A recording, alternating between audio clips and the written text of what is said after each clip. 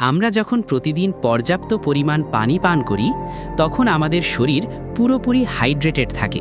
রক্ত স্বাভাবিক গতিতে সারা শরীরে প্রবাহিত হয়, অক্সিজেন এবং পুষ্টি প্রতিটি কোষে পৌঁছে যায়।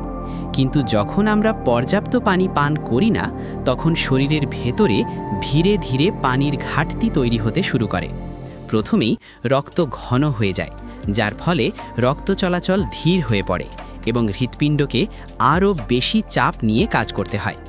মস্তিষ্ক পর্যাপ্ত পানি না পেলে মাথা ব্যথা, মাথা ঘোরা এবং মনোযোগ কমে যাওয়ার মতো সমস্যা দেখা দেয়। একই সঙ্গে কিডনি শরীরের টক্সিন ঠিকমতো ফিল্টার করতে পারে না, ফলে শরীরে বর্জ্য জমতে থাকে। হজম প্রক্রিয়া ধীর হয়ে যায় এবং কোষ্ঠকাঠিন্য দেখা দিতে পারে। পেশিতে দুর্বলতা ও ক্লান্তি বাড়তে থাকে, শরীর ভারী লাগতে শুরু করে।